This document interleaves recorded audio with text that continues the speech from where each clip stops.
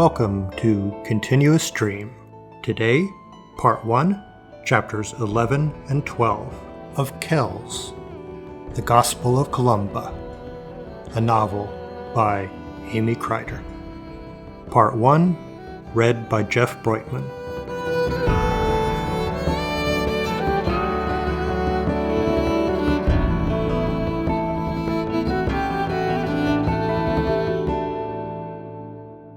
Chapter 11.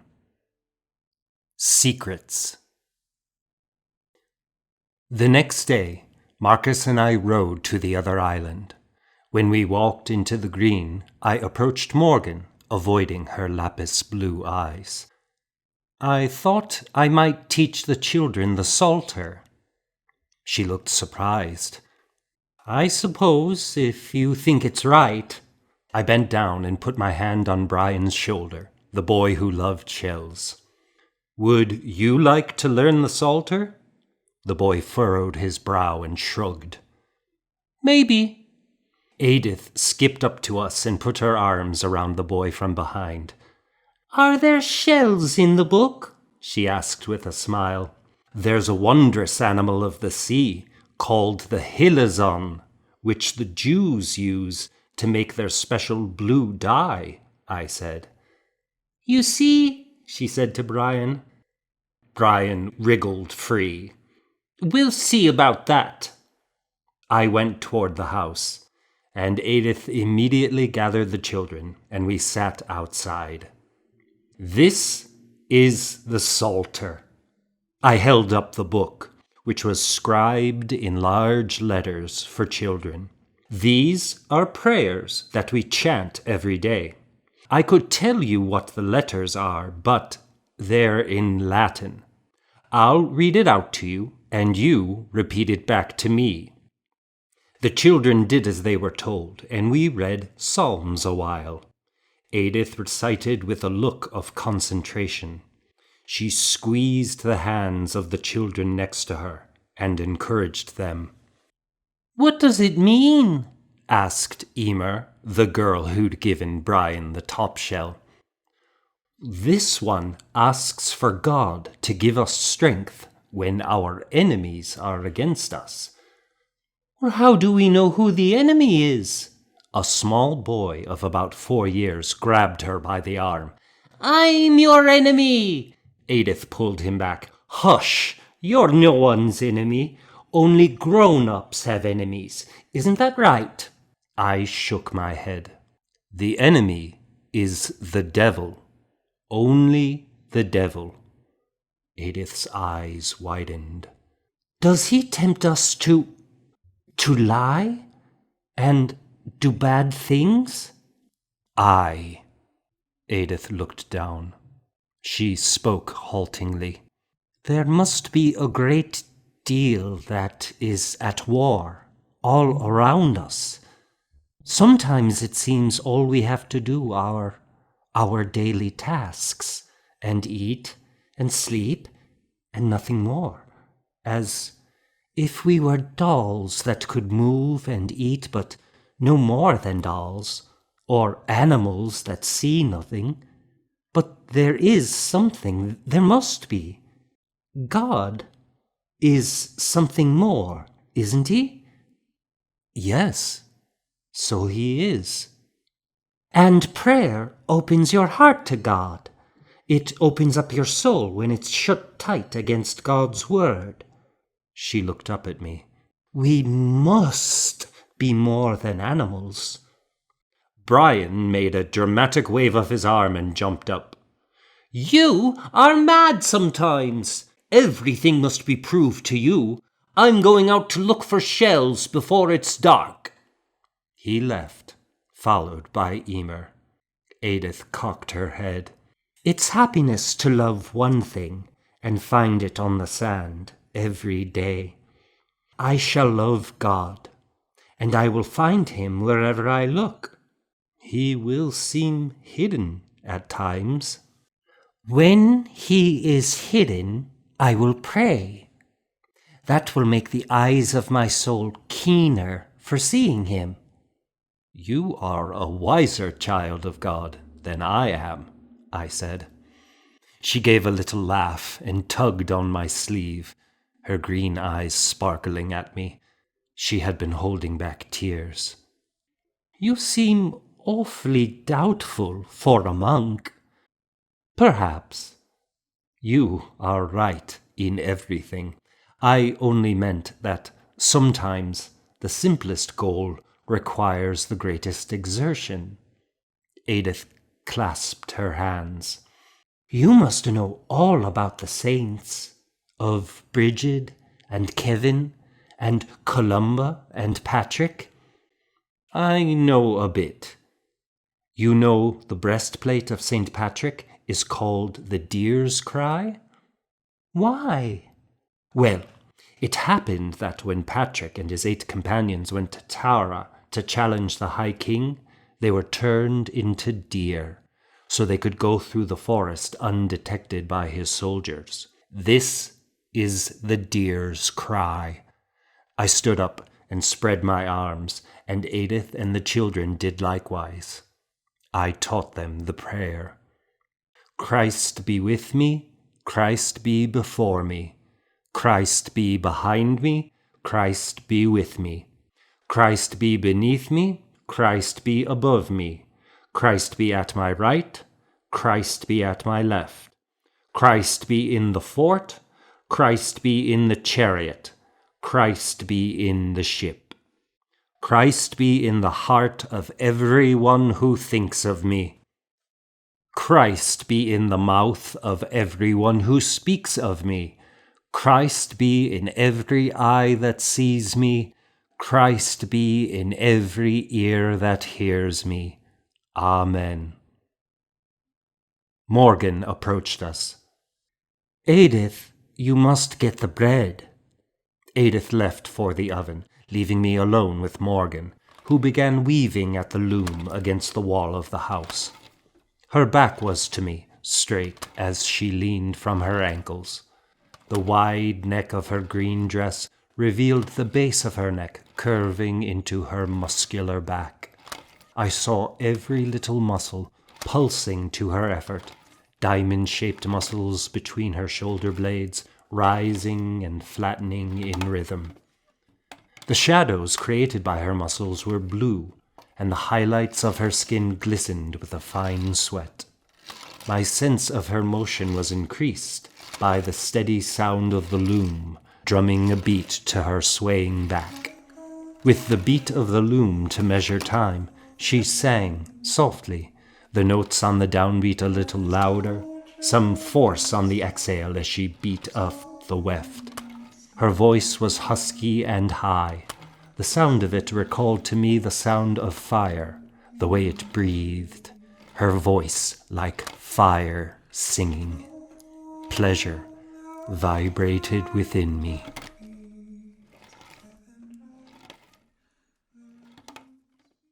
Edith returned with Marcus and Fiona, carrying the bread. Fiona carried a pot of meat. You see, I cooked as I was supposed to, Morgan. I do more than you think, Fiona said, setting the pot on the table. Morgan put up the beater with a prayer to St. Bridget. It is a good thing to do more than what one is asked, she said when she turned around. Fiona threw up her hands. It is a good thing to be satisfied with someone's efforts, really. Marcus patted Fiona's back. Fiona started to put her head on his shoulder, but he stepped away. When is a woman ever satisfied? Marcus said. Men are quickly satisfied, right, Connachtach?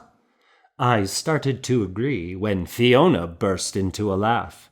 She smothered her face in her apron. You are a naughty monk.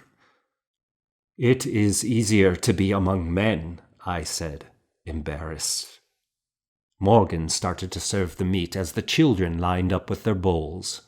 Friday was a fast day for monks, and to keep it, I only ate bread and some whey. Edith, chewing her meat, saw this. Surely you must eat, she asked. It is a fast day for me, she whispered with a shy smile. No one would know. I would.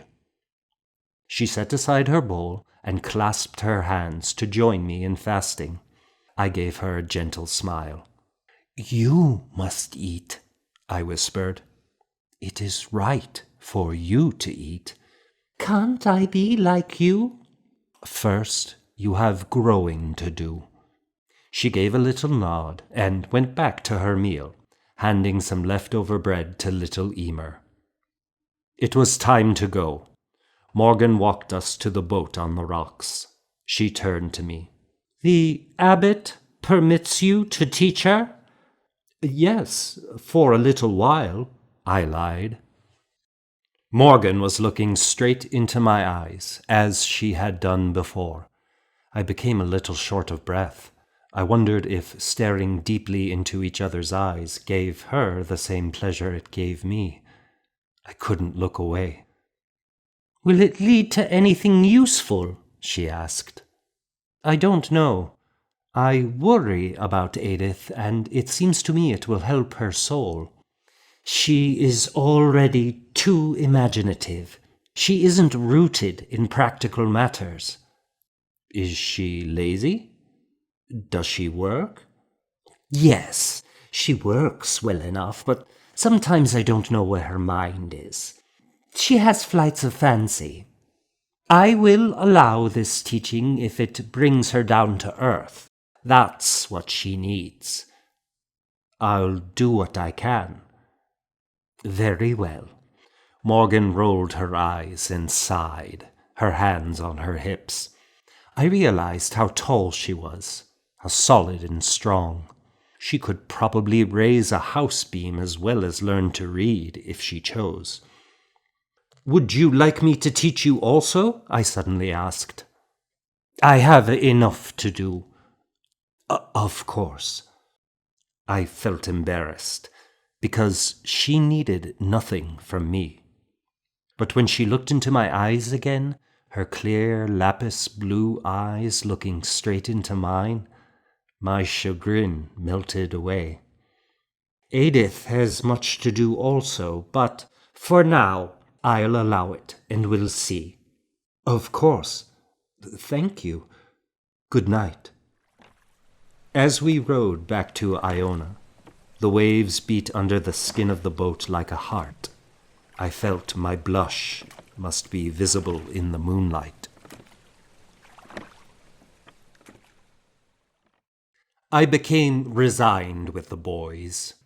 One day, tired of their boredom, I raised my voice. Don't you burn to know the language of God's holy word? This learning opens up for you all that humanity has achieved, all that we understand of God's grace. With these letters, you can discover the turmoil of young Augustine, the miracles of the saints, the very words of the apostles. This language is a direct road to all that is valuable in the world. One boy looked at me in wonder. The others only looked confused. What legacy could I leave? I was starting to doubt everything. My desire, my mission.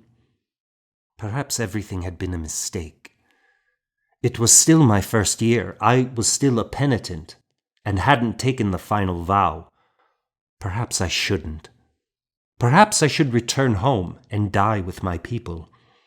The world might end or not, and my dream was only a delusion. The lump in my armpit had grown bigger, as had the new one in my groin. The leech had said it would end my life. What was I doing? I didn't admit this to myself at the time because I lived blindly. But I had caused suffering to come here. Others had suffered for this mission, to scribe a great gospel. To go back would mean all was for nothing. I was stuck, and all around me was failure. One day, on the other island, we heard the children calling from outside, "Bees! Bees!" In the middle of the green, the children grabbed handfuls of sand and threw them on the bees to make them stay, chanting, sit down, bee! Saint Mary commanded thee. You shall not leave, you shall not fly to the wood. You shall not escape me, nor go away from me. Sit very still, wait God's will." I joined in. I looked at Morgan and we laughed together. If the bees remained, they could have honey on the island, something most of us had never tasted. By the next week, Morgan had woven a basket, and the hive hummed under the rowan tree at the edge of the hollow. The air around the houses quivered with their motion. In the spring, it was strange to notice how lush with yellow and white wildflowers Iona was, in the meadow between the monastery and the Sound, and right across that Sound the island of women was so barren. The few purple wildflowers clung desperately to the rocky outcroppings, trying not to slide into the sea, straining in the wind. Short grass grew in the hollow of the island, nibbled by a few cows, and the bees had to fly over the few yards of sea to mull to find their nectar. There was no herb garden, no fruit trees, no wood to hide in or flowers to braid in a garland. The women, like the bees, had to search and find, travel or import, and make do.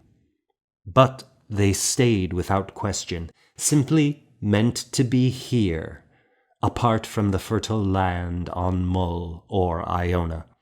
Iona was for the monks, and the island of women the gift of Columba to them. There was a constant negotiation between the monastery and their island for resources and goods, complicated for both the women and the abbot. Iona seemed a paradise of riches compared with its sister's dry, rocky inheritance. But it drew the bees. It drew Marcus and me. It had something else, a richness of voices, of calm amid the buzzing of the children, of serenity born of tough-mindedness and laughter. When we were about to leave one Friday, Marcus approached with something in his hand. "I have to think it is good to have an apt pupil," he said. He handed over a small wax tablet made of thin boards, with a hinged cover. I took it, surprised. "That's kind of you." We pushed off the coracle and jumped in. Marcus nodded to the tablet. "I take it this is a secret?" I thought about lying, but Marcus's matter-of-fact gaze gave me confidence. "Perhaps a little," Marcus nodded. "We will keep each other's." I didn't know what secret Marcus was referring to. I recalled Jeremiah's accusations and decided not to ask questions. Emer ran up and threw her little arms around my leg. "What did you bring?" I bent down and scooped her up. "Why, did you expect me to bring something?" "Because you have something in your hand." She kicked her feet. "It is not for you, but if you'll hold this, I'll show you something you may give." I handed her the wax tablet and then opened my palm to show her a small shell. She pressed the wax tablet against my chest, trying to give it back so that she could take the shell. "I want to give it to him." Edith had caught up to us, and Emer thrust the tablet toward her, almost knocking her off balance. Emer snatched the shell from me and wriggled, trying to get down from my arms. Edith grabbed Emer's foot with her free hand. You're being rude, Emer. Emer stopped squirming and grew serious, twisting the shell in her hands. May I? She looked me in the eye, her face earnest. Yes, dear. She scrambled down and ran off to find Brian. Edith started to hand the tablet back. I'm sorry. She's still so very young. I gently pushed the tablet back toward her. Emer is giving out the presents today. That's for you. A book? She stroked the wooden cover, opened it to examine the pale orange wax, and pulled the slim wooden stylus out of the leather thong on the side. I write in it? It is a practice tablet of wax. She closed the cover and pressed it to her small bosom. You're too generous, Brother Tach. I looked around for Marcus, who had gone ahead and disappeared already. It was really Brother Marcus who passed it along. She crossed her arms over it. Both of you, then. She took my hand and walked to a bench outside the house, where we sat in the sun. From inside there was soft singing, a child's song, a cooing sound from Gwyn in her bed. Edith opened the tablet and slid out the stylus. Please dictate. Spell the words that are important. I smiled. Deus. D-E-U-S. I know that one. She scratched into the wax, wrinkling her nose. Saint. S-A-I-N-T. Emer and Brian approached, their hands thoughtfully behind their backs. What are you doing? Emer asked. Shh! I'm writing, Edith said. Emer perched on the edge of the bench and watched while Brian folded his arms, standing by. Columba. C-O-L-U-M-B-A. Edith pursed her lips with concentration while I added, When you know more Latin, there are sentences that contain every letter of the alphabet. They're called Absedinarian Sentences. Edith laughed. For ABC. For example, Transetherique globum scanduat tua facta per axem. What does that mean? Edith asked. Your achievements rise across the earth and throughout the region of the zephyr. Edith laughed again and clapped. Then she tilted her head. There was no W in that sentence. I patted her head. You are smart. But there is no W in Latin. Brian took a step closer. If I say something, can she write it? If I spell it. So, I can say whelk? I nodded. W-H-E-L-K.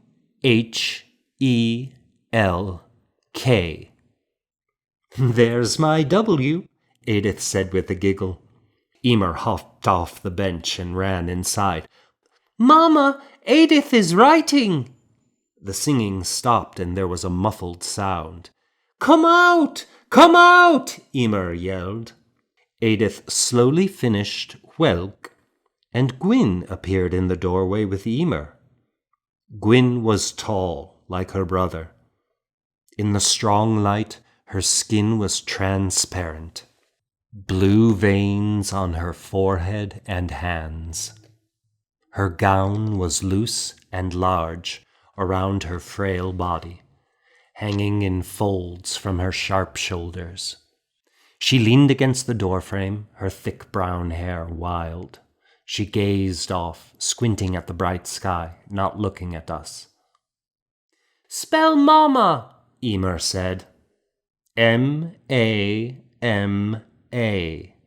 Emer tugged Gwyn's hand, but Gwyn only glanced down, a distant smile on her face. "See, Mama, look!" Edith held up the tablet of words. Emer pulled Gwyn closer. "Oh, this is devilish," Gwyn said. Her eyes narrowed, and she reached to grab the tablet. Edith snatched the tablet back. "It is holy work. The monks would not do a devilish thing." Gwyn's stern face crumpled in hurt. "Is it not?" She leaned and started to fall. I jumped up and caught her. "It is no harm," I said, holding her up. Her body was light as a bird in my arms. Morgan approached, carrying a milk pail. "Edith, take this and start it," she said. "But I'm writing." Morgan put down the pail. Her strong mouth was set. "You were writing. Now you are starting the cheese." Edith laid the tablet on the bench. "Yes, Morgan." She rose and took the pail around the side of the house. Emer took Gwyn's hand and led her back inside, while Brian ran back to his shells. Morgan and I faced each other. I felt a little weakened by her grim expression. "It is quite something. You got Gwyn out of bed," she said. I cleared my throat. "I suppose so." "I don't know the ways of the monks," she said, picking up another pail by the doorway. "I can't tell you your business or if this is a productive thing to do. I mean no harm." She motioned for me to follow, and we walked across the green and up the rise to the cows, where one red cow hurried up to us, eager to be milked. Morgan led the cow to her stool. "Edith is not a monk," she said, starting to milk. I held the cow's head still. "Of course, but she needs something. She needs to stop dreaming. She has always dreamt. Her mother dreams in bed all day, and Edith dreams while she's awake." I said, "She dreams of a bigger life." She replied, "Life is big enough. What can you give her? What she needs is not going to come from the monastery. Soon she will need a husband, and I pray once she is settled she will find her way. I think it is peace she needs to find." Morgan stopped milking and leaned back, stretching the tension from her shoulders. "Is peace found in writing words?" "I find peace in it." "I don't understand such things." I looked at her intelligent face. "I think you can. I think perhaps you do." Morgan went back to milking. "I don't feel right arguing with you. I only fear for her. She is not finding her way by learning the work of a monk." The cow stamped its foot and snorted. Her milk was done. Morgan stood and I took the pail. I struggled whether to tell her about the rocks that were in Edith's apron the day I found her. "Please don't ask me to stop so soon." She shook out her arms and stretched to her full height. Her hood had fallen back, and she smoothed it over her black hair with a sigh.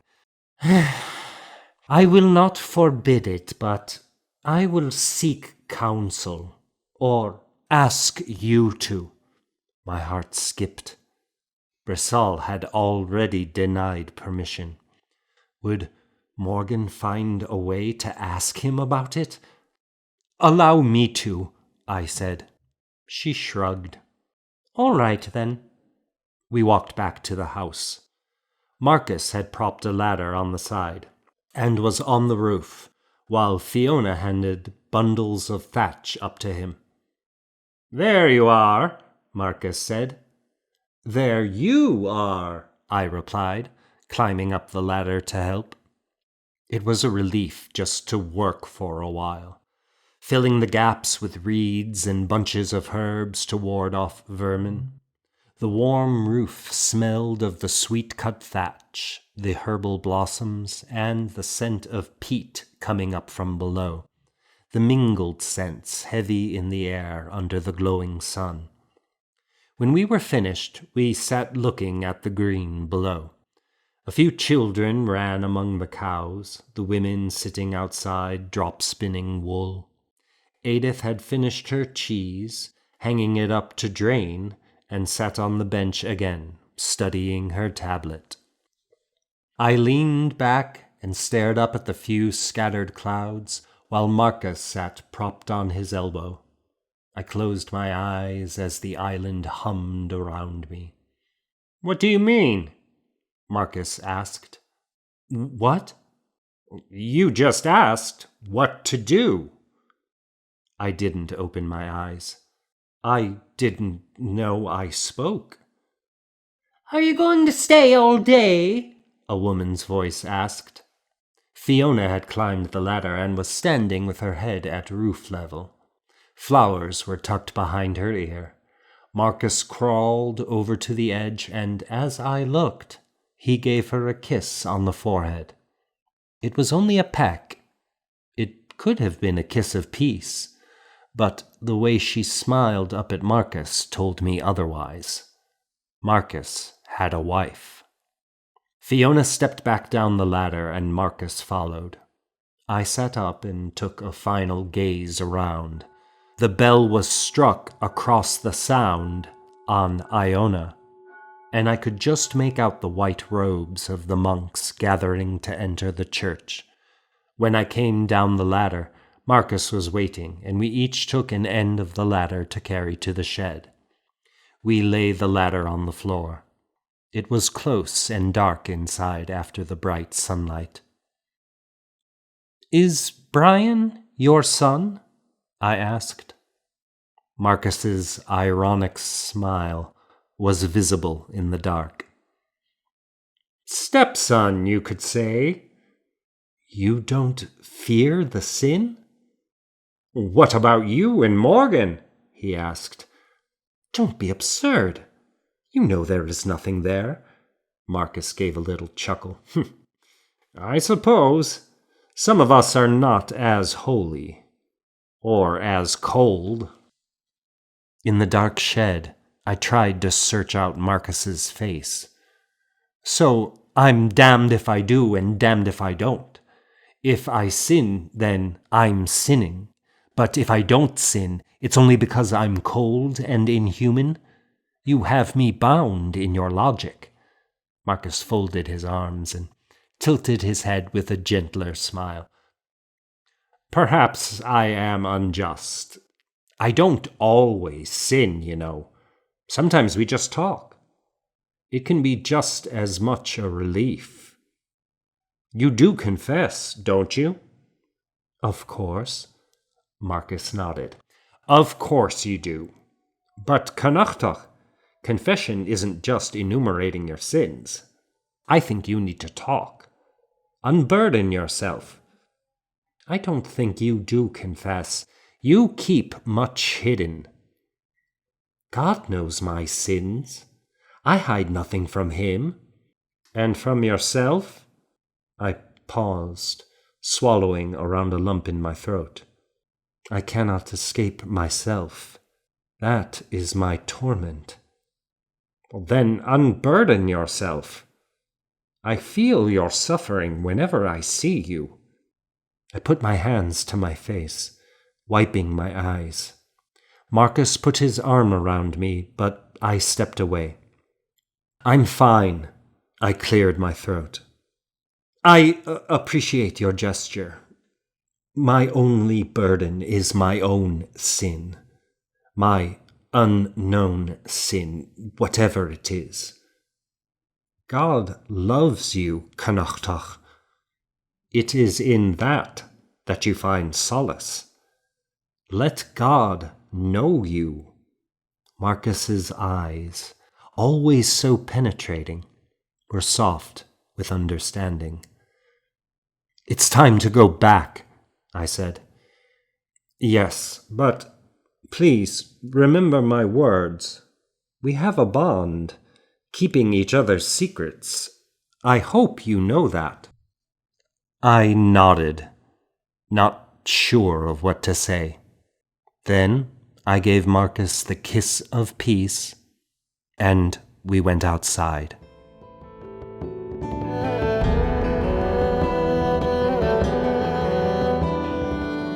Chapter 12. A Death. I hated teaching the boys. One typical day there was a snort of laughter, and I looked up, but the boys were still. I looked at my book again and heard another snort, looking up quickly. Taryn's head was turned to the side, and he pushed the stylus beside his nose, appearing as if he were pushing the stylus up his nose, as Rafe snorted again. "Taryn, this afternoon you will only have bread and a bowl of whey," I said. Taryn set down the stylus and slumped. "Yes, master." Why didn't they love learning? When I was a boy, I lived for these lessons. Was I so peculiar? Did I never know what typical boys were like? Now teaching Edith was my only solace. Sometimes Kayla came with us to help with chores on the other island. As he chopped kindling, he began a light song about the birds of spring with its rhythmic chorus. "Cuckoo, cuckoo," he sang. Edith and I were inside. She turned her head. "Cuckoo," she sang. "Cuckoo." They sang together, looking at each other through the open door and smiling. I drew her attention back to her page. She read the page aloud and said, "Done," and leapt up with a dance step. "Oh, that was a good lesson. Thank you." She hurried outside. I left, walking past Kayla and Edith, who were engrossed in conversation, and went to the shed. I took the pruning hook and began to sharpen it when Morgan entered. "Lesson over?" she asked. "Very much so." She smiled at me with a twinkle in her eye. "I saw them talking. Who is he?" "Slave to the monastery. He was a masterless boy, and we gave him a place." She nodded. "No land, no cattle," I added. She gave me an exasperated smile. "Yes, but we'll have the honey." I continued to sharpen the hook. Yes, Edith would have to marry. She was not a monk. And I was selfish not to want things to change. I still expected some reward for waiting 10 years, and now for doing a job I hated. At the monastery, I prayed in St. Columba's tomb until the muscles in my back knotted and I broke into a sweat. I prayed for peace, but peace was the furthest thing from my mind. As I came out, Jeremiah approached me. The day was gloomy, the sky heavy and gray. A breeze insinuated itself between my cowl and neck. Jeremiah's face looking down on me was pale, his light eyes flashing in the gloom. "What of Brother Marcus?" he asked. He tried to suppress an eager smile. I felt he would have liked the dirty details, an eyewitness.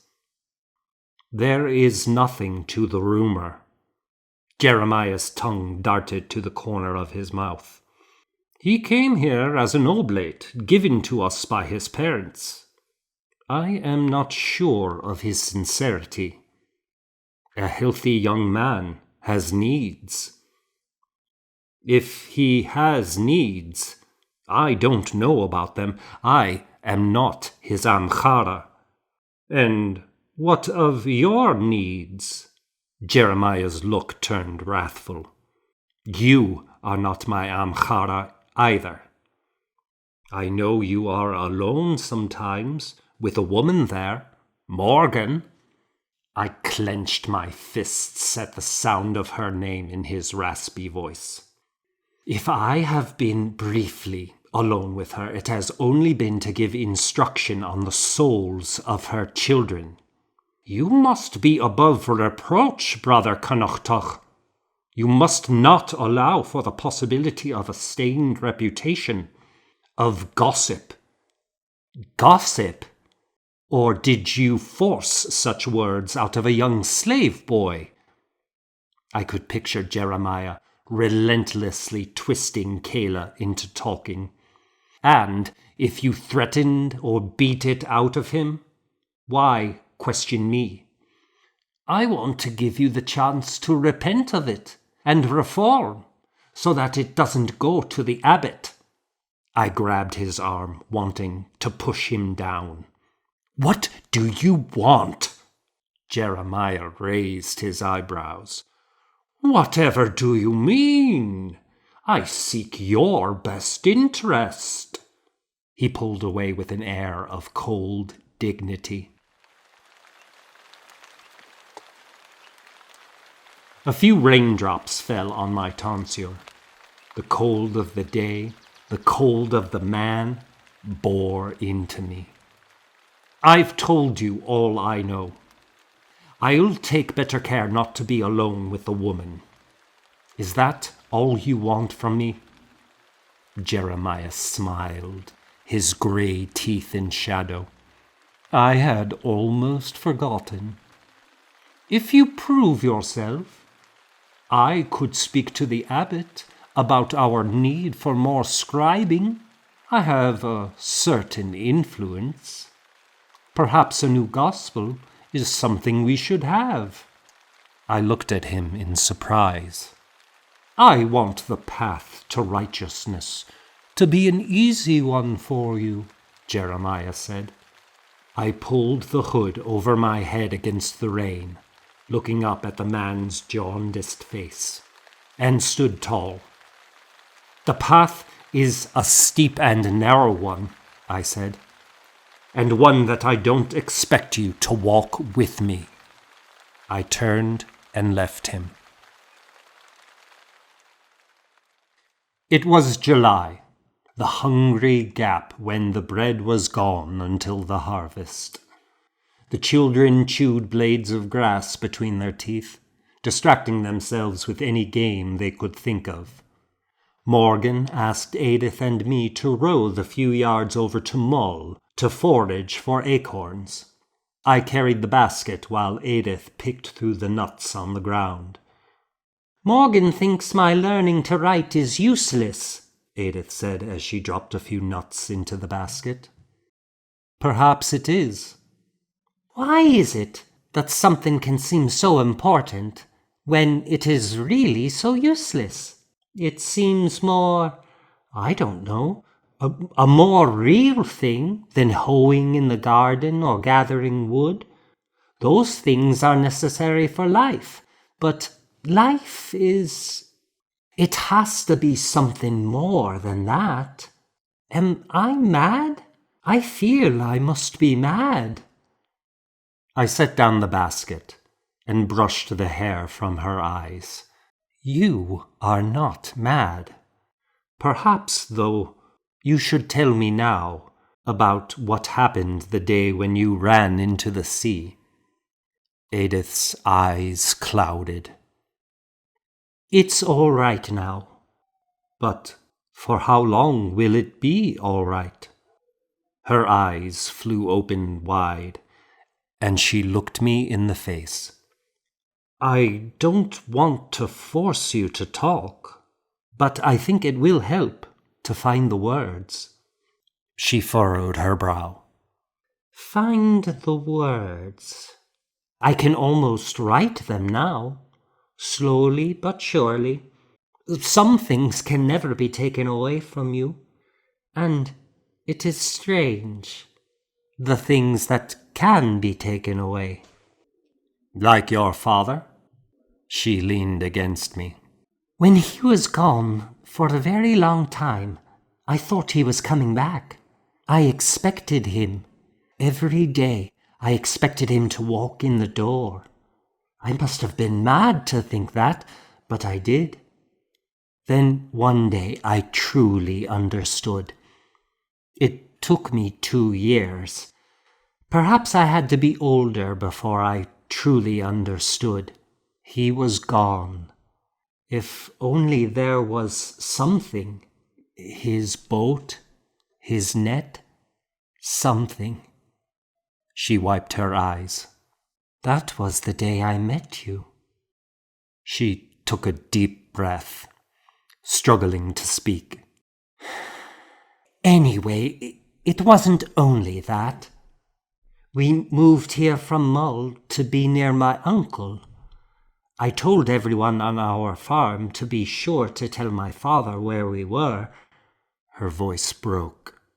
We moved to this tiny, remote place, and life seemed tiny, pointless. I felt we were hardly above the animals, especially that day.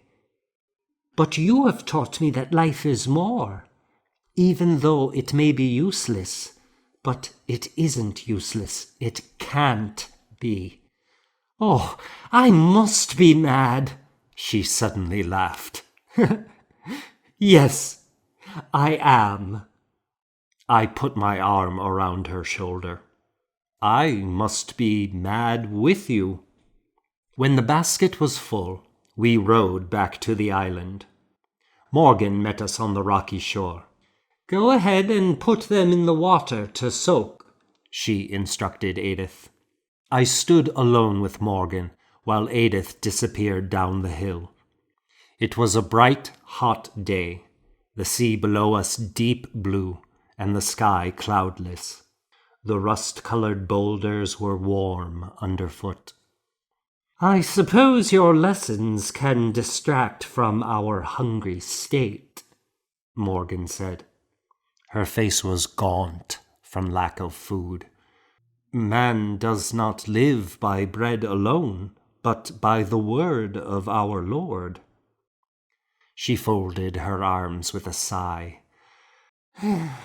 What is it that is in books that makes them so important? It felt good to talk with her like this. To be able to share the word.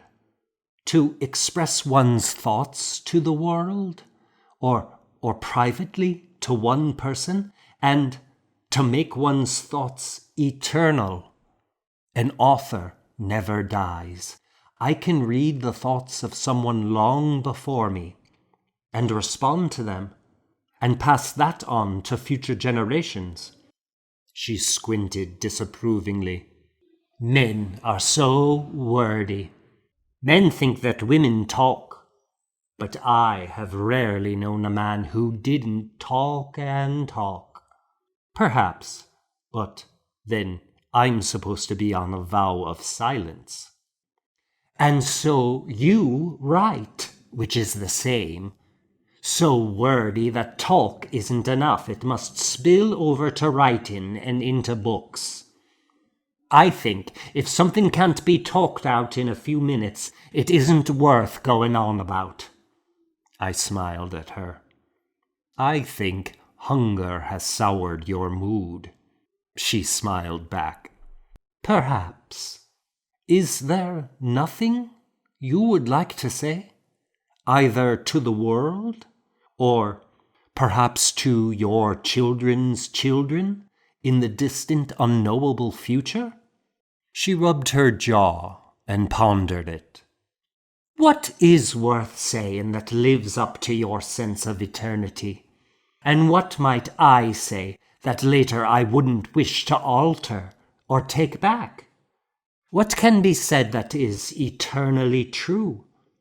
So fine and true, it should outlive me and all my kind. I waited. looking at her lapis blue eyes, bright in the sun. But she didn't go on. "If you think of something, you'll tell me?" She cocked her head. "All right. But I won't let you infect me as you've infected Edith. She must find her way in this world, and she is not a monk. She must wed. The honey comes at the perfect time. It's a true blessing. Edith will have a dowry. We can get a few head of cattle and buy Kayla's freedom." I looked away. If he had cattle of his own, the monastery would grant him his freedom, I'm sure, as long as he had a place. "What's the matter? Your expression is pained." I shrugged. I didn't want things to change. She blinked at me. "I thought Edith would be hurt. I was wrong. It isn't her. Was it for nothing?" "What is anything for? I'm sure you helped her. Besides, you brought Kayla." I understood everything she said was right, which only made it harder. "This scribing means much to you, doesn't it? It means the world to you. Just forming letters? There's more. Fanciful designs? Edith never got to that. Laying out pages of brilliant colored pattern. All sorts of colors one gets from plants, stones, even beetles." "Really?" I nodded enthusiastically. "Vermilion, scarlet from Spanish beetles, copper, iron." I paused and gazed into her eyes. To catch the color of your eyes, I would need the rarest stone, lapis lazuli from Arabia. She returned my gaze, and then her eyes widened in surprise, then softened. The sun beat down on me. I looked at her, unable to look away in shame. The wine stain on her temple was bright, her eyes blue flames, the bones of her face sharp. The look on her face was mild and understanding, and I did not want to be understood this way.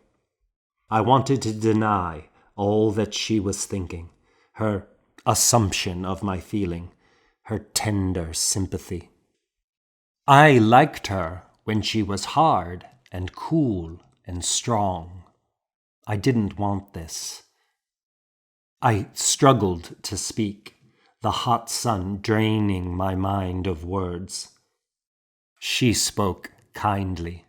"I had thought it easy for monks, because they did not love. It is one thing to give it up, to sacrifice for God, but it is a fine thing to find someone pleasing to wed, and Edith is not a monk, and love is commanded by God." Her frankness helped me speak. "We do love." I held her gaze, standing so close I could smell her sweat and see the pulse in her neck. "And we do sacrifice." I was dizzy with emotion and hunger. Perhaps it was the lack of food making me reckless. I took a deep breath and looked out over the slanted sea, which wavered in my light-headed state. To the west, Iona was close by, but to the north was the open sea. The tiny island felt unsteady, as if I were in a small boat. And we should not demand others to sacrifice. You're right. It is good to find a pleasing husband, if one is free to marry. I looked at her again. I can't help but think about my family. I have a niece who is blind. She will most likely have to sacrifice marriage. If one can marry, one should. And I have to wonder if by leaving her I've condemned her to even greater solitude. Edith often makes me think of her. I see, Morgan said quietly. Her face was knowing and sad. We stood quietly. In the silence, my feelings for her floated in with my breath, a tide expanding my chest, as wordless as the ocean. I would let her think a simple truth, that I was a monk, and that was the end of any possibility. The possibility that I could leave, that I could have a family, return home, that I had not taken the final vow yet, all that was made futile by the hard lump that ached under my arm. I could only make her a young widow. There was only now, this moment as we stood on the bare rock, sharing the harsh blue sky, listening to the cries of the gulls and the keening waves. Suddenly, a child's scream shrieked from across the island. It was not an ordinary playful yell, but a scream of terror. "Emer!" Morgan cried. We ran down the hill to the beehive under the rowan tree. Emer jumped up and down, screaming. "He was stung and he fell! See!" Brian lay on the ground, clutching his throat with his tiny hands. Morgan and I knelt by the prone boy. His face was horribly swollen, barely recognizable, like a drowned man's. "Carry him inside," Morgan said. I lifted the boy and brought him in, laying him on a mattress. Emer's shrieks had stopped, and Marcus held her in the doorway. He was praying aloud quickly and quietly. Fiona bathed her son's face with a damp cloth and tilted his head back. "We must keep his throat open," I said. Brian's eyelids fluttered. Morgan held his head and put her mouth over his to give him her breath. "Hail Mary, full of grace, the Lord is with thee," Marcus whispered. Fiona's low voice joined his. "Blessed art thou among women, and blessed is the fruit of thy womb, Jesus. Holy Mary, pray for us sinners, now and at the hour of our..." I could barely hear the last word, as Morgan breathed into the boy's mouth, Fiona cradling his head. It did not seem that Brian was returning her breath, and his eyelids stopped fluttering. They opened, still and staring, sightless. The room fell silent. Morgan gently lay his head down. "I'm sorry," she said. Fiona closed the boy's eyes with trembling fingers. Marcus, holding Emer, came forward and knelt beside him. Emer gave a shriek, jumped out of Marcus's arms, and ran outside. I raced after her. She grabbed a stick and ran at the hive, her small legs so fast I couldn't keep up. She stopped and swung the stick at the hive. It lurched and swarmed. She flung the stick away and was about to leap onto the hive to crush it with her little body, when I caught up and grabbed her. An angry cloud of bees spun around us. "Let them sting me! Let them die! And let me die too!" The only escape was to the water. I ran to the shore and pulled her under with me. Bees burrowed into the waves, some stinging us as they drowned. I plunged us in over and over, as deep as I could. until the bees gave in.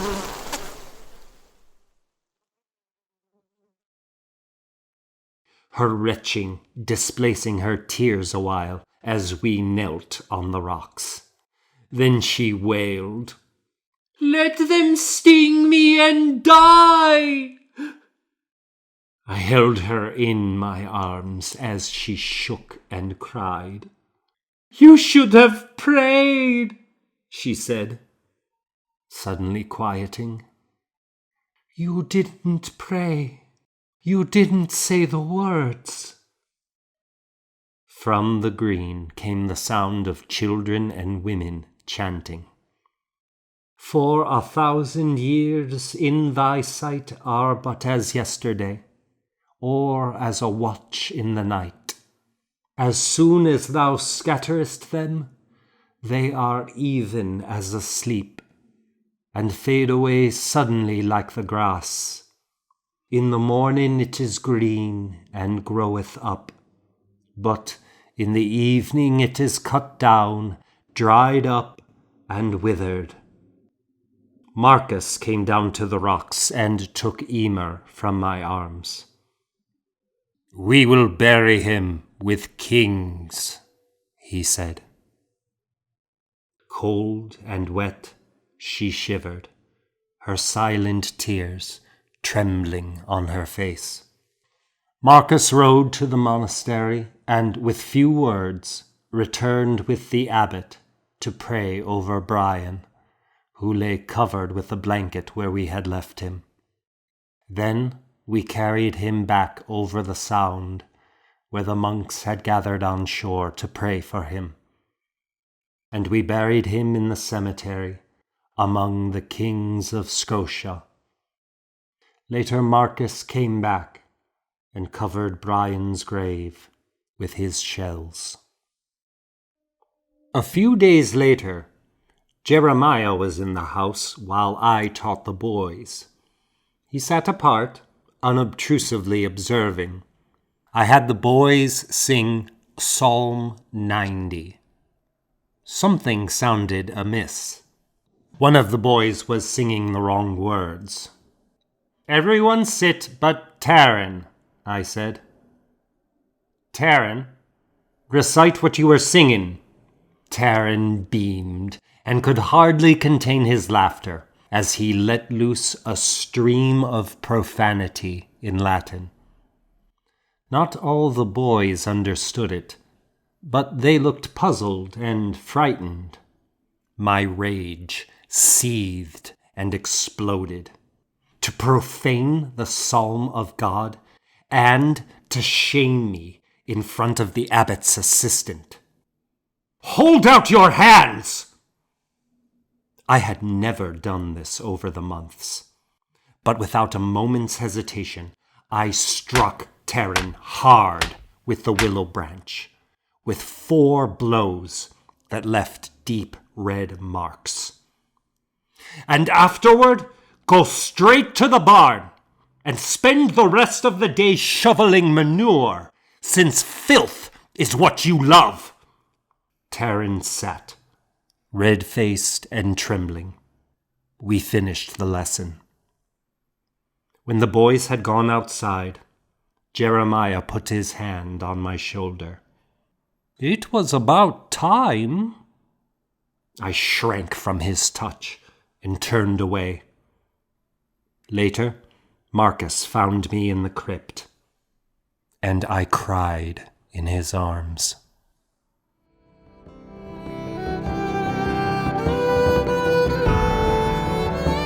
To be continued.